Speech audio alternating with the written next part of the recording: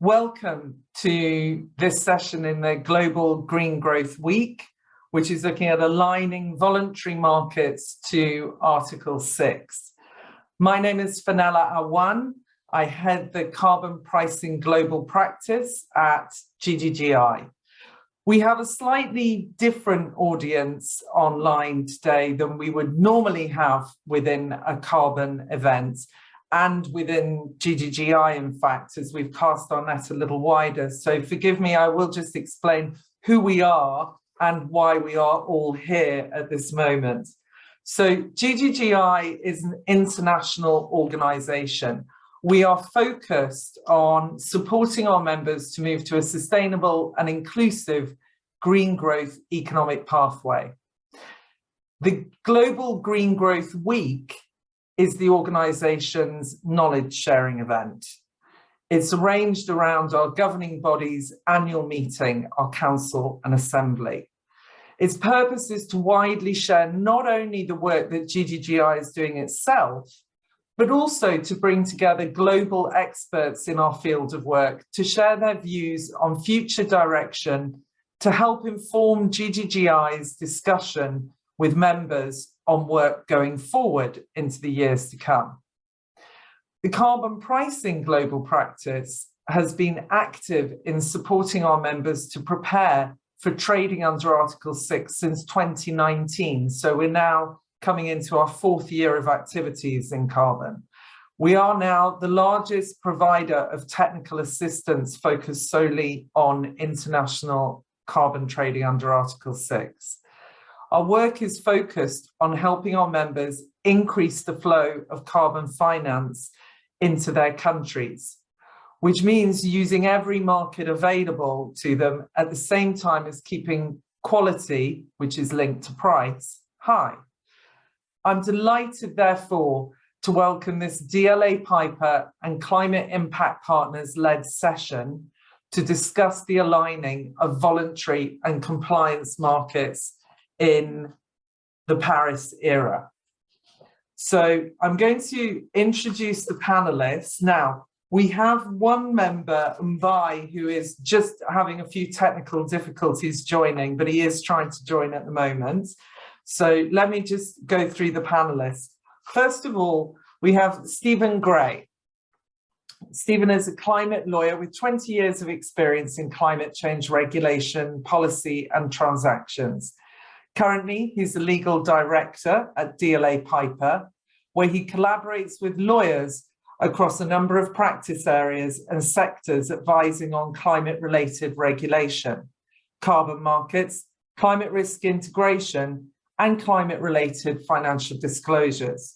He also supports clients developing strategies and managing sustainability-related risk, sustainability-related reporting and disclosures, ESG due diligence, governance, compliance, policies, and processes. Welcome, Stephen. Secondly, we have Philip Mann of Climate Impact Partners. Philip recently joined Climate Impact Partners, where he is leading thinking on government-to-government trading through Article 6.2 of the Paris Agreement. Previously, he spent 6 years within the Climate and Environment Directorate of the UK Government Development Office, DFID, which is now part of FCDO. Next, we have Pascal Sigvart. Pascal is Vice President of Carbon Markets and Economy at Total Energies. Starting in 2006, Pascal was a pioneer of the carbon markets when he was leading the carbon operations at Rhodia and Orbio, a JV with Société Générale, within the Kyoto and EU ETS frameworks. In addition, Pascal was also a partner in the International Venture Capital Clean Tech Investment Fund, Aster Capital, and has over 10 years experience in the chemical industry, where he held several positions in France, Italy, and USA, such as Plant General Manager, Corporate Strategy Director, and Energy Director. And lastly, I shall introduce Mbai, even while he is struggling to join, and we'll start questions and no doubt he will join. Mbai El Hadij Danye Mbaye is the director of Afrique Énergie Environnement, a consultancy firm in Senegal. He is an engineer, associated senior consultant, and former president of the Senegalese National Board on Climate Change, a member of the Senegalese delegation to the UNFCCC negotiations since 1998, and an active member of the National Climate Advisory Body, COMNAC. He has recently been appointed to the UNFCCC Article 6.4 Supervisory Board now, actually, not body. And I think we must all recognise that probably Mbaye shades us all with his length of experience of dealing with the UNFCCC. Right, what we've done is I've put together, just to try and shape the fun a little, we decided for the audience purpose here to put together a few questions that we shared with everyone beforehand. So I'm going to ask these questions just across to each of the panelists and get their thoughts and reflections.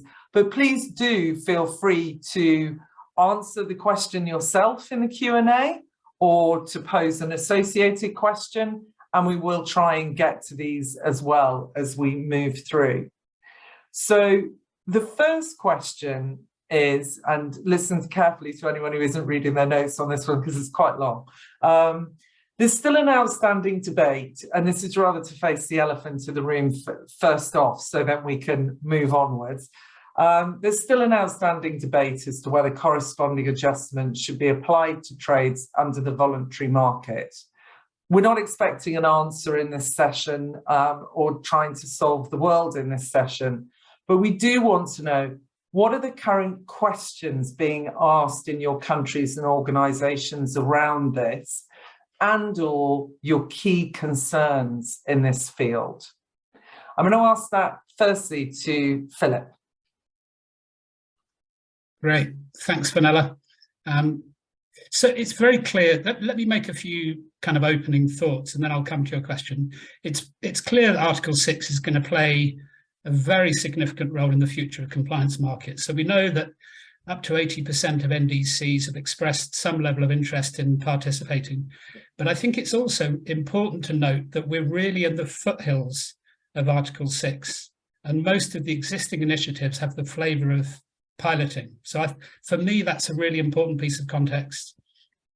I think the way the alignment of compliance and voluntary markets happens, we don't yet know what the destination will be, and I think it's important to be honest about that. And as you say, we're unlikely to come up with answers to that question specifically. And it's worth pointing out that Article 6 does not say, or does not define the rules of voluntary action. So I think there are a few different pathways that could involve alignment or possibly partial alignment between the voluntary and the compliance markets. So coming to the question in particular, the role of corresponding adjustments and the voluntary carbon market, it's a very important question. Frankly, I don't think we have the answer yet. It's important, in my view, to go back to basics and say, why might it be important to have corresponding adjustments in the voluntary carbon market? And clearly this is about avoiding double counting against the ultimate ledger. And the ultimate ledger that we feel is important is the atmosphere. You know, that's what we want to avoid, is double counting against the atmosphere.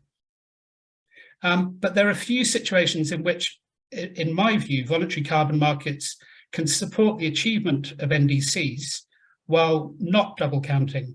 So in terms of the way best practice is developing around the voluntary carbon market, there are really two streams, I would say. There's the voluntary carbon market supporting action within existing NDCs, and there's the voluntary carbon market raising ambition and accelerating progress, in other words, beyond existing NDCs. And in my view, one thing that would be very useful for the voluntary carbon market would be for countries to define and clearly say which parts of their economy will remain outside of NDCs. That seems to be an important piece of information to give some certainty to the voluntary carbon market.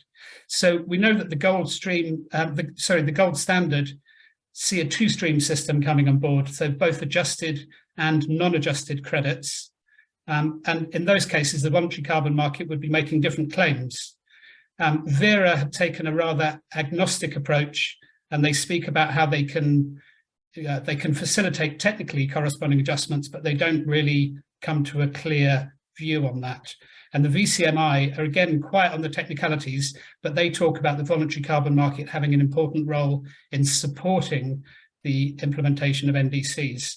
So of course, it's very understandable that host countries might be taking pauses in some cases to think through Article 6 and the voluntary carbon market and how those will influence the achievement of their NDCs. I think the view that we would like to state is that from the voluntary carbon market perspective, we hope that those pauses will be brief and that some certainty will remain to give the investors the clarity that they need to invest through the voluntary carbon market, which is a very clearly a very positive thing, both for the atmosphere and for the host countries. Super. And Philip, can I just, for the audience, can you just explain what climate impact partners' role is within the marketplace? Obviously, I've explained what your role is within climate impact partners, but not the organisation. Yeah, and please, may the rest of the panel do the same as they take that first question. Sure. So, Philip. So climate impact partners, its primary role is in developing projects in the voluntary carbon market space. So these are projects of high integrity, and that's principally been the role for the last 20 years. Now, my role specifically within the organisation is looking at this government-to-government space, which is, as we all know, is emerging as an important space within Article 6.2. Perfect. Thank you so much. Right, let me move on. I'm going to, I think Mbai's still having problems logging in. I think it's the problem of having more than one email address. So registered with one email address, now trying to log on with another. Okay, Stephen, maybe over to you, a few thoughts. Thank you, Fenella. Hi, everyone. DLA Piper is a international commercial law firm. And in our group and our team, we provide a lot of support for documenting transactions, both on the voluntary market and the compliance market, as well as support with policy and regulatory matters on the same topic, which is today's topic of discussion. In terms of the question and building on Philip's comments, I guess for me, the main difference in relation to alignment of voluntary carbon markets to Article 6 in particular relates to the question of the use of the credits. So if a voluntary carbon market credit is intended to be used as an offset, i.e. to report against a voluntary emission reduction pledge and a voluntary emission reduction accounting from a corporate, then that emission reduction credit will have to have some kind of alignment and or a corresponding adjustment in line with Article 6. Now, if the voluntary carbon market wants to, as many of its participants want to accelerate the transfer of climate finance to communities and projects on the ground, and the claim is to be one of support and enhancement of climate finance, then corresponding adjustments in alignment to Article 6 is not as relevant. But if you are trying to claim carbon neutrality or net zero or something similar, you will have to align to the requirements of Article 6. Now, in practice, and building on what Philippe was saying, countries obviously need to, by the way, obviously, Article 6 is also voluntary, just to confuse matters, but governments could choose not to participate in this and let be silent on it. But if they do choose to engage with Article 6, they will need to define its policy and its strategy to identify which sectors or project types will be captured or will be incentivized through Article 6. It would need to define a process to request the letters of authorization. It will need the national designated authority that will then have to assess in light of the country's priorities and strategies. And it also comes with recording and tracking obligations for that party. As of now, some governments are advancing quicker in this journey than others. It is early stages, but it would be useful for governments to, at least at this stage, indicate some level of early indication or early assurance as to what potential projects in their jurisdiction could be aligned to Article 6. I'll pause there and hand over to you, Fenella. Sure, thank you. And I think very interestingly, I think it's going to be a good idea to move to Pascal now. You know, you've heard one of the potential sellers, you've heard the legal point of view, you know, now you bring in a unique perspective from a buyer's point of view. So please, Pascal. Thank you, Fenella, and happy to be with you and with all the audience. Maybe to present Total Energies very briefly. So we are an energy company. So we changed name recently to show that we are a multi-energy company, a global energy company. Our mission is to provide affordable, cleaner energy to the world. Of course, we still have a product which is a big part with fossil fuel based. So, but we have developed a net zero strategy, trying to reduce first our own emissions and also evolve on our product portfolio, going for more renewables, more biogas, H2, and also develop solutions like CCS. So we are really engaged in transforming the energy system of the planet, but still conscious that people also need the energy to live, and that we need to do both at the same time. In terms of risk adjustment, I think this is a very complex debate, and you know, many things has been said. I would not be, say, black and white, like Stephen said, that you know, if you do offset claim, you need a risk adjustment. On our side, on Total Energies, what we do with carbon today, we have a team which is investing directly in an NBS projects, 100 million a year, and they are trying to, you know, develop good quality projects in a worldwide basis. So today, mainly VCS, because it is what is working, but hopefully we can do also as a framework in the future, like Article 6. And on the other side, we are also using carbon credits, but not for us today. We don't have the strategy to offset our emissions, but we offer as a service to our customers the ability to opt in as a separate services when they buy our product to offset the emissions which are related to the full life cycle of the product. So this is today a small volumes, but still, you know, it's important to explain to the customers that it is, let's say, a kind of compensation. We are very careful about how we state that, because it's not, let's say, maybe carbon neutrality. It's true that there has been a debate about how to use it. For us, when we offer that to our customers, we make sure first that the customers is understanding that there is emissions, and offsetting is not, you know, having no emissions, that the emissions needs to be reduced over time with on our side, on his side. So we are ICRA, the first companies, which are one of the first company which is ICRA affiliates. So we have to and it is part of what we want to do, to explain that we have to reduce first the emissions collectively, and then the compensation is let's say the last steps. So with these priorities, right, this is, let's say, maybe carbon adjustment or border adjustment are, let's say, less important, right? So the claim is important, and double claiming between countries and companies is something that which is done every day, right? When you create a job as a company, you know, the country is claiming having these people working and having less people having no job. When you are, let's say, creating value for countries, it's also counting in the GP of the country.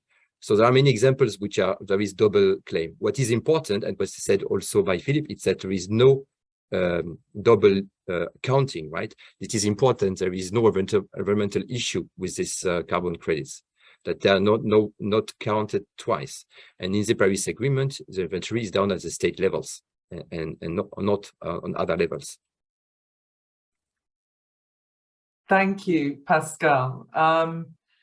And I think some really interesting points on that. And if I may, as Mbai is seemingly technically unable to join for the moment, I'll maybe bring in the point of view from the potential host countries. So maybe that fourth point of view. And I do, you know, they don't care. They want finance coming into the country to help them do the atmosphere fixing. They want to help reduce emissions.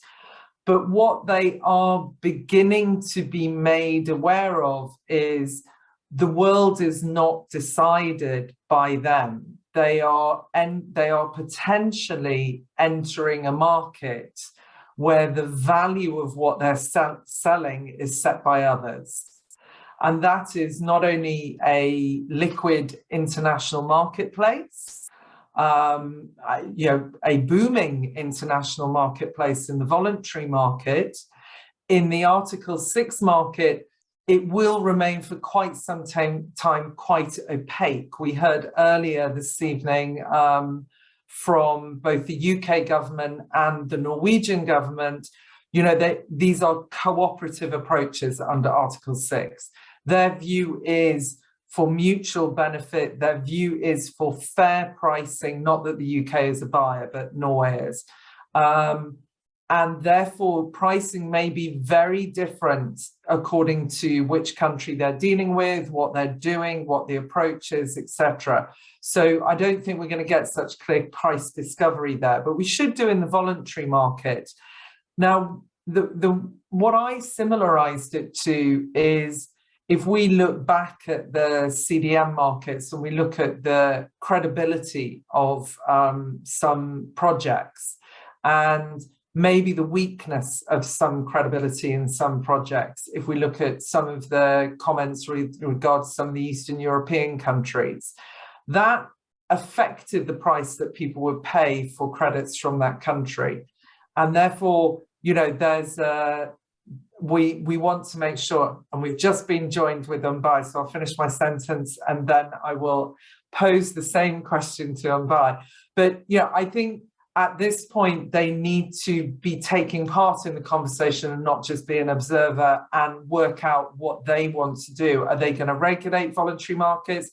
Are they being part of San Jose and saying we're applying corresponding adjustment to everything? Are they realizing that really restricts the market potentially? And why should we worry about corporates? They're not party to the Paris Agreement. So they're not doing double counting under the Paris Agreement. So there's lots of different options, but I think clarity from the seller countries will help participants in the market be clear. And I think the countries that have withdrawn at the moment, it is temporary from what we are being told, Philip. Indonesia, Papua New Guinea, they're just going, hold on, oh my God, everyone's telling us something different. We need to take a pause and work out how we should approach this market better.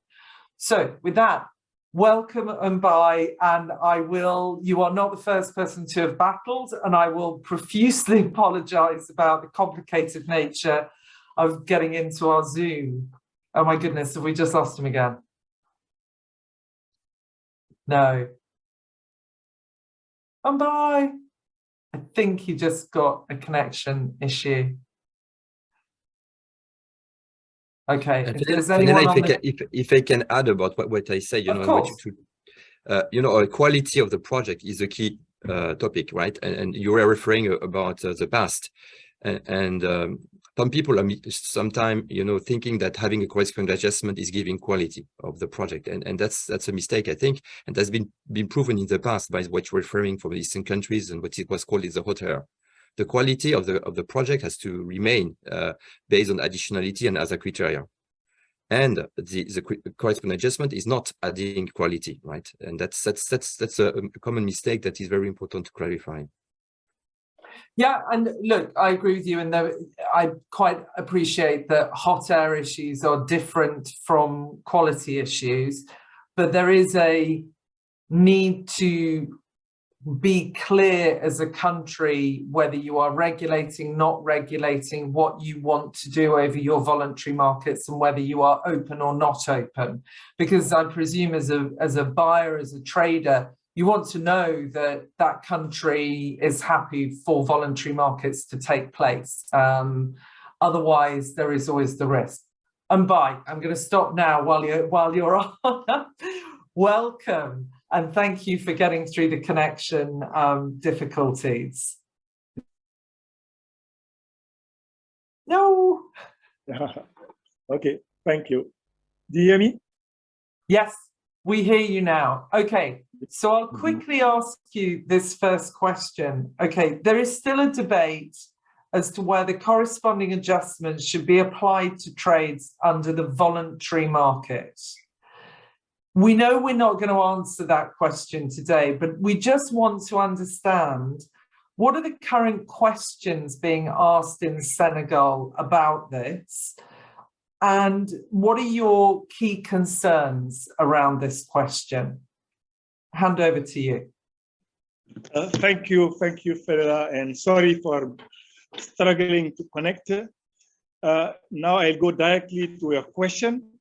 What we need to understand is that the voluntary market, as it is now, is not under the direct control of governments in the host country, because many projects can happen without being known by the government at the host country level. But when it comes now to Article 6.2 of the Paris Agreement, all internationally transferred mitigation outcomes transacted and used by another party's NDC or other international purposes will be subject to an authorization by the host country, which will also apply a corresponding adjustment. So the question we are asking is related whether we need in our institutional framework consider all carbon market projects and programs, including the voluntary one. Because at the end of the day, we will need to report on the implementation of our NDC, and many projects within this voluntary carbon market can be included, as well as we need to provide our authorization for all international transfer mitigation outcomes, including coming from the voluntary carbon market. So the question is, how do we need to build the infrastructure in relation to carbon market on Article 6 within the country, whether we need to exclude units without authorization or having units with authorization. But at the end of the day, we consider that we need to include an infrastructure where we will have all carbon market initiatives, whether they came from 6.4 or coming from the voluntary carbon market, whether they need authorization or not, because we need to implement an infrastructure for this authorization. It's a requirement on 6.2, but we need also to report on the implementation of our NDC. And those projects, even if they have no authorization, need to be reported as part of our NDC, or if not, need to be known to increase our NDC in the next round to be more ambitious. That are just some reflections based on the question you had. Okay, I'm going to be really cheeky. I'm going to ask a follow-up question straight away. So, if I'm going to give you a scenario. So you have a cook stove activity in your NDC. You say that you're going to put in X number of cook stoves in the country. A proportion of those are sold under a voluntary market transaction.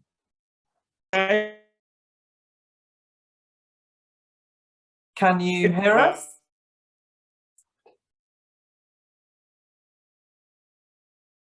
Oh, it's a bad day in Dakar today. Oh, we've lost him. Okay, let's move to the next question and we'll come back and ask that one.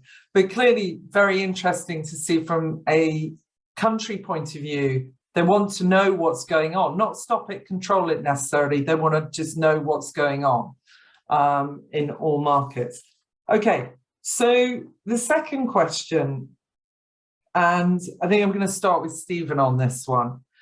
National regulators within buying countries will need to give clarity on legal ownership or entitlement of reduction rights for corporates. What implications might this have for potential sellers, and how can these sellers or intermediaries support this? Thanks, Fenella.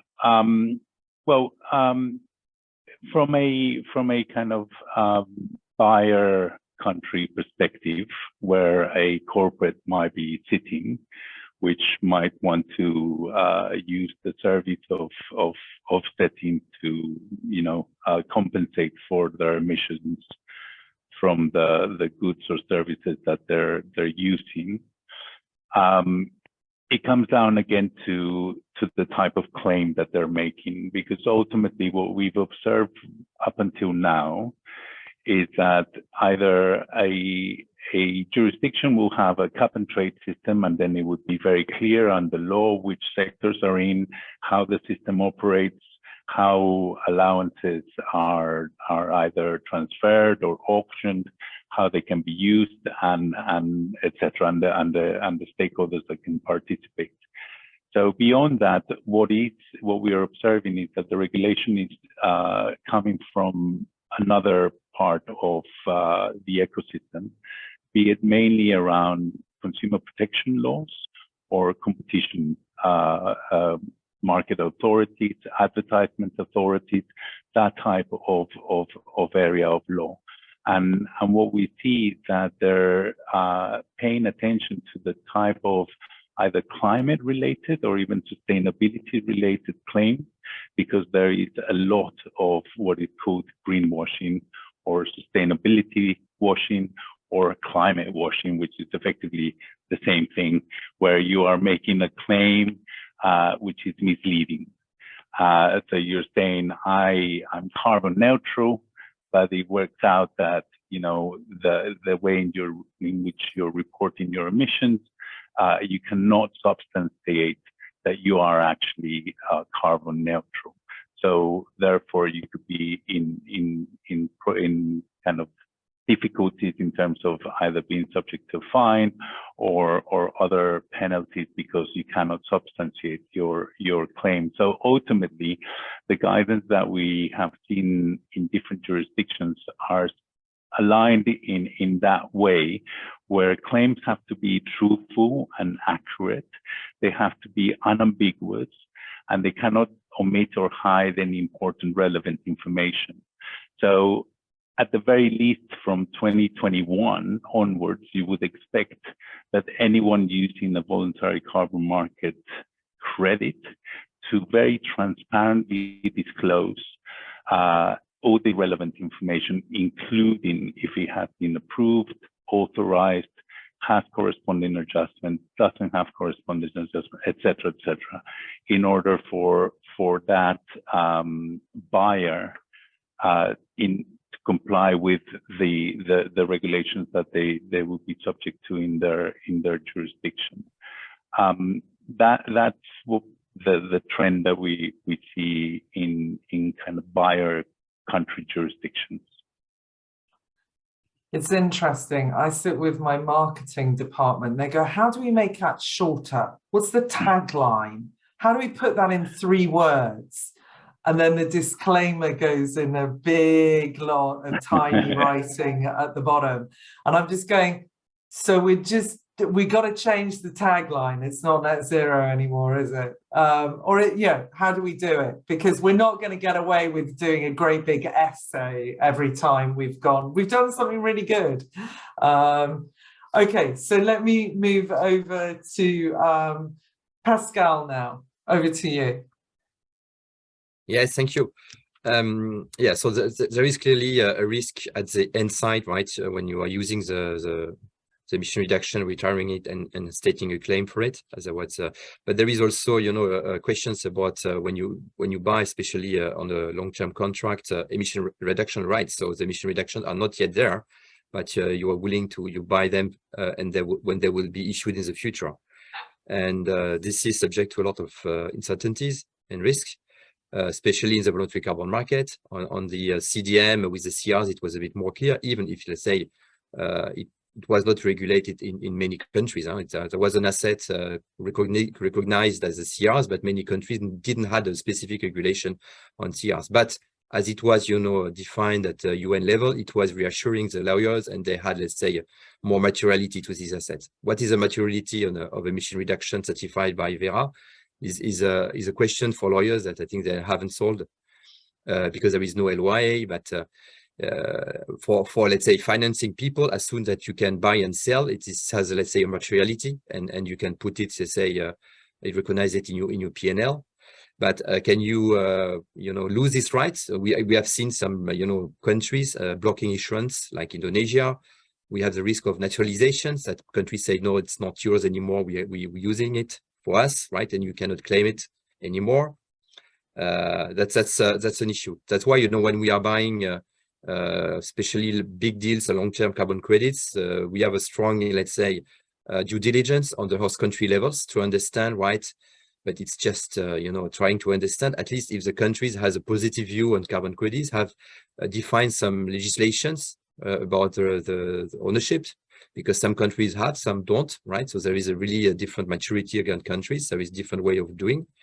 But we have also to look to the tax rates, because clearly you could get the rights, but also you may have to pay taxes. That's also uncertainties. And in the business model, it's important to see how you expose on taxes. Thank you, Pascal. And I'm going to take exactly your points straight over to Mbai, because it's a very direct question here. So you've got a buyer saying, look, if we're looking at buying, and this is even in the voluntary market, we need to work out, does the country we're buying from say that the person that's generating the credit owns it? You know, under Article 6.2, everything's a party to the Paris Agreement and you're doing it, but in the voluntary market, a company is selling the emission rights to someone else in another country. Do you have, or are you planning on including in any of the Senegalese regulation, the rightful ownership of emission reduction rights that would help cover voluntary market transactions? And under the trades you're doing with Switzerland, you're envisaging with Norway, is there anything in your legislation or planned by Cominac or anything about how Norway can check Senegalese legislation to go, yeah, okay, we believe that the country understands the ownership and it will move to us? You're on mute. You're on mute, Mbai. Thank you, Fenella. Do you hear me now? Okay. Yeah. Just to let you know that it's what I said in the early beginning. I think the only way, in our point of view, to address that issue is having a centralized institutional national framework in charge of all carbon market projects and programs, 6.4 as well as voluntary carbon market.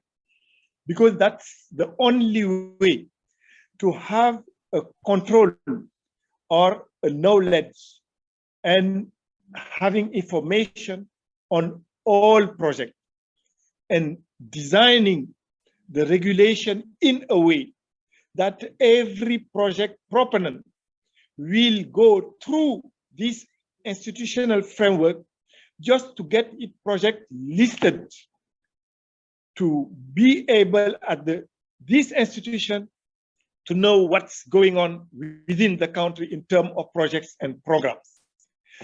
And after that, if you want to transfer internationally emission reductions, you request an authorization for this specific internationally mitigation outcome. Because, you know, when it comes to some sectors where we have many projects, like under some POAs in cook stove, you can have a POA, but at the same time, you can have some individual projects that are requiring emission reductions in one standards or another, while they can also be included in a general POA, which claims those same units. So I think, and we haven't concluded that regulation, but the proposals we have on the table and under discussions is having this centralized institutional framework for both compliance and voluntary market, including the 6.4 and the other independent standards, but for all those projects being listed under this institutional framework. And now when it comes to the international transfer of mitigation outcome, there will be specific authorization for the units the PP wanted to transact internationally. Thank you. Thank you, Mbai. And that, look, that makes it clear. It's a framework. It's not saying everything has to go under 6.2 or 6.4. It's just saying that there's a reporting mechanism so that the government knows what's going on, so there aren't several standards overlapping with one another. So, okay, let's take that straight to Philip as an intermediary in the market, a trader in the market, where I know from history, the complaint is often, oh, if it goes through government, it's going to take forever. But this is, okay, we're supporting Senegal, and Mbai is working on the Article 6 strategy actually at the moment. But, you know, our plan would be, I understand that, and we need to make sure that it is something that is as automated as possible and requires the least sort of committee decisions. But beyond that obvious first thing, what are you concerned about? What do you think is a good thing? Because surely this answers the magic question of, yes, there's a robust system in place and the government is fully aware of this transaction, whether it's under voluntary or not. So yes, they recognize ownership has moved. So what are your thoughts on that? Yeah. Sorry, before Philip, just to add that that first stage of listing is not complicated. It's just a way to understand and know what's going on. There are simple procedures to get your project being listed. The second one will be when you wanted to transact internationally. That's another deal. Thank you. Okay, fantastic. So, Philip, thoughts? Thanks. So is it a concern? I'd say it's certainly an issue which is on our radar. So it's very useful following Mbai. I think having clarity in the market is the most important thing. So I think coming within a national infrastructure where it's clear what role the different market activities play, I think is really important. So clarity and simplicity would be my watchwords.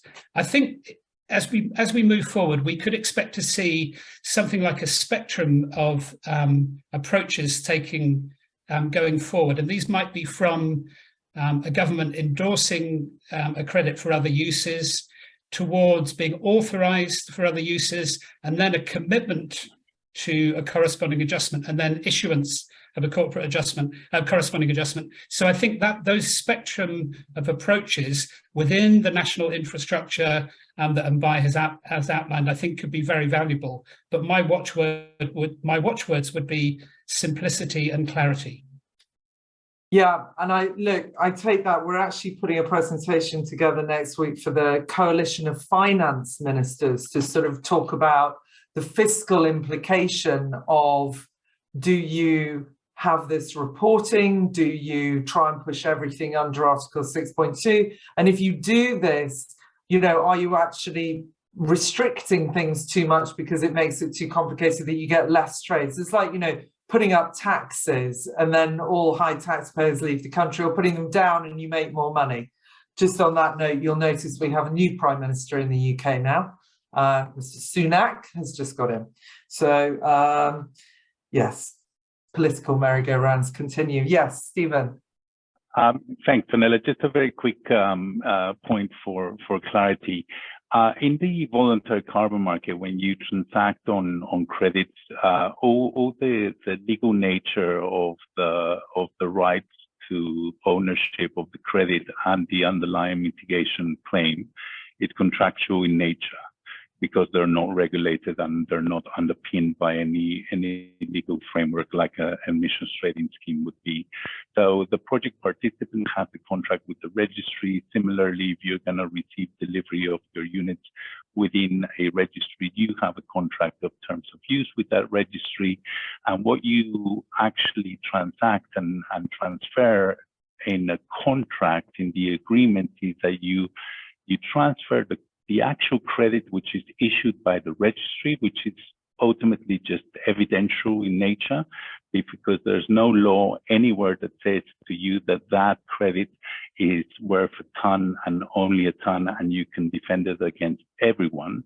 And therefore, in contracts in the voluntary carbon market, you also add the transfer from the seller to the buyer to the legal right to claim attribution for affecting the underlying mitigation outcome, which is ultimately the mitigation claim, that then you can make environmental benefit and greenhouse gas reduction claims as a result. So legally, that's what gives you ownership to claim a specific mitigation outcome, to have the credit, which is evidentiary that it came from this project in this methodology, and it went through the process of the relevant standard. But then ultimately, what you need is the end user, the individual who is actually taking the action for the environmental effect. You have to have the transfer of that legal right to claim attribution to you, and then it's when you have a robust claim. And so national regulators have not regulated in that regard, and that's why this is the type of language that you include in legal documentation. Interesting. So why the need, Pascal, for the due diligence on the country? If it's not regulated by the country? No, because the country could have another view, right, about the project itself, and decide, like Indonesia, that you know, the project, or the standard which is managing the overseeing the project, has no right to issue these emission reductions for the buyer. Okay, so Stephen, back to you. So you've got your contractual terms sorted, but what you need is comfort that the seller country is not going to take over control or change national legislation over. So you want some kind of comfort and predictability, which, as Mbai has said, a national simple, keep it simple, Philip, from your point of view, a national simple framework database could maybe provide, because then Pascal as a buyer can see clearly that Senegal, the country from which this activity is happening, has acknowledged as a country that the participant who then signs the robust paper, the robust contract that you've described, is actually eligible and able to sell that. And you have trouble also inside project themselves, right? When you have, let's say, a nature-based solution where you are having you're planting trees on the land which is owned by the state or by another entities, and then the emission reductions are produced by the growing trees, right? You need to make sure that you have a framework which is entitled you to make agreement between the proponent, which giving clarity about who's selling what, because it's who will get paid for what, right? And usually there is no legal framework for that, but at least no negative legal framework for that. Yeah, land rights requires an entire session by itself. I will say that gets really complicated. Okay, should we move on to the final question and debate that one? Is there anyone? I mean, I'm happy to. I must admit we've got 5 minutes left, so should we race on to the last question? Yeah. Okay. Right, and Bai, I'm going to come to you first on this one. So let's hope that your connection holds out to the end of the question. Okay, with the, in fact, no, that's fine. So with regards to standards and terms of trade, many comment that buyers are too harsh, making unrealistic expectations of sellers, whereas others feel that seller standards are too weak for international scrutiny to ensure environmental integrity. Can you give some examples of your work and how you think parties can work together to find a good middle ground? So, Mbai, perhaps on this one, if you can give a few thoughts. We know what the official supervisory board conversations say, but maybe the water cooler moments of how can you balance between the need for robust rules but not drowning users of the market, so you leave some behind, and those some being the ones that most need to be able to use the markets? Over to you, Mbai, for first comment. Thank you. Thank you. What we need first to recall is under the 6.2 of the Paris Agreement, it's a requirement for the participating party to put on place this authorization process and to track the ITMOs through a registry and report on the application of corresponding adjustment for ITMO use for compliance or other activities. In addition to that, we will also have the UNFCCC database as well as the centralized accounting and reporting platform and an international registry. I think the only middle ground that I think personally is missing and that can be used is allowing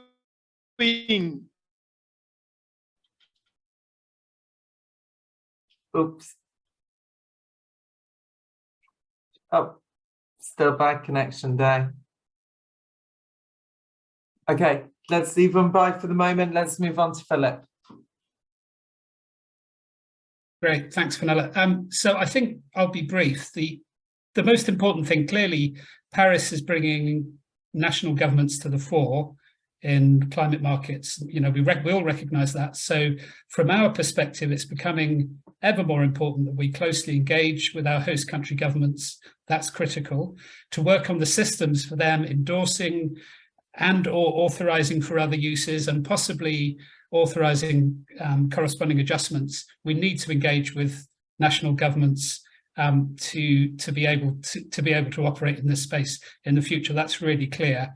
And just as a final comment, I'll come back to my opening remarks, which is political and governance certainty and predictability is the most important thing for the voluntary market. I think if we do this right, the voluntary markets will continue to play a really important role. If we bring in too much uncertainty, too much complexity, there's the danger that investors will be scared off investing in voluntary carbon markets. Thanks. Yeah, it's not just doing the wrong thing, it's doing the right thing the wrong way we must avoid. Yeah. Okay, who did I have down next? Pascal, why don't you comment next? Yes, thank you. The standards for the purchasing agreements has been issued by IETA, at least one first versions for voluntary carbon markets. So I think interesting to look at that.